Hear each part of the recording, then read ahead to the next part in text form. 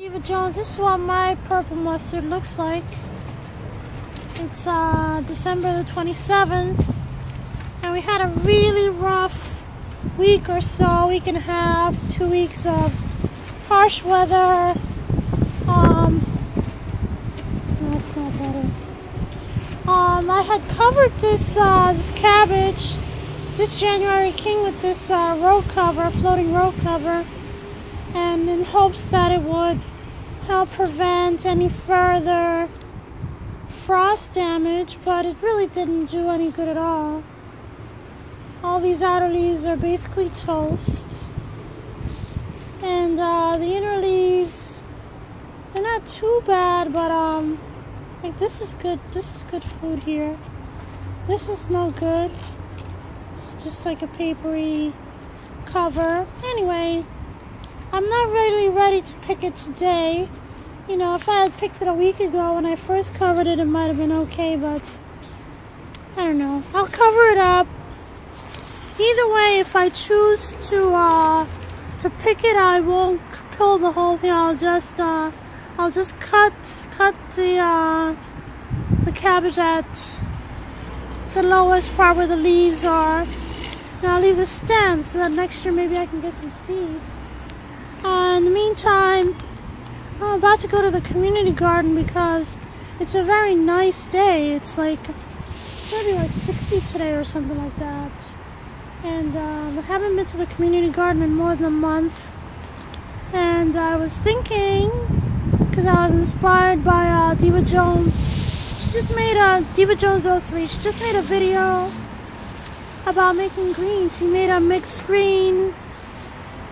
She cooked up some mixed greens. It was Swiss chard, collard greens, and kale with ham hocks, and it looks so good to me. I really haven't made anything like that in a little while, so I'm thinking, well, I'll go over there and get some greens and maybe cook them up tonight or tomorrow. I don't know what I'm having for dinner tonight anyway, but anyway, the other thing I wanted to show is that well, this is where the cherry tree is, and it was covered in a cucumber plant. And then over here, this is where I have these fennel plants, and they're perennials. But anyway, the biggest thing about this here is that there's a well where I keep my little compost deposit, I guess. I don't have formal, that's tea bags and eggshells. I don't have a formal compost heap. I just do this composting in place because it suits my purposes. I don't really have a lot of space anywhere for a proper compost heap. And the other thing is that last time when I finally decided to give up on the compost, I had a nice heap in the back, and it was just, there were rats living in it, so I was like, no more. So anyway, ever since then I've been doing the composting in place, and it works for me.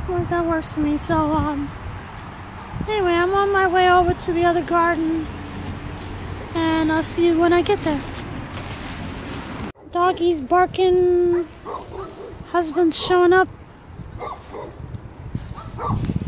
Anyway, there's a good one. That's one survived the winter so far.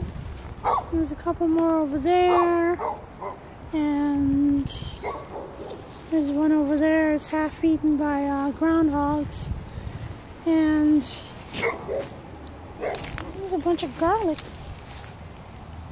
My little garlic bed over there. This is garlic. This is garlic. I don't see any. Oh, I see a few popping up there, here and there. Anyway,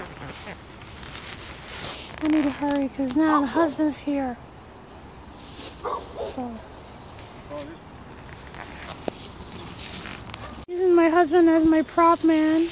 He's holding chickweed, which I just collected from down there. Feed the chickens, let them have a little extra greenery for the winter, and here's my nice big fat bag of collard greens. So that's it for now. Say thanks for watching. Thanks for watching. What's going on? Where is everybody? Oh, they're digging under the coop, looking for any leftover bird seed.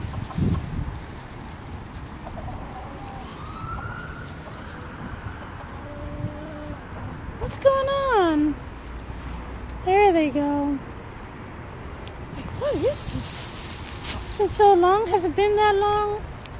Has it been that long? Or you're just being camera shy?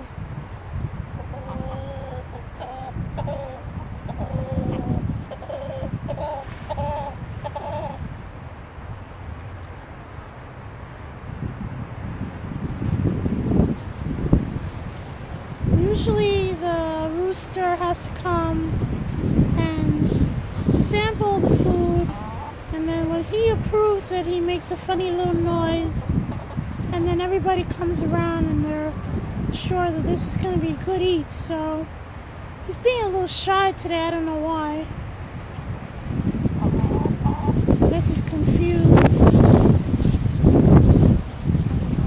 Anyway. Alright, that's it for now. I'm gonna go upstairs and decide what to do with all these good greens.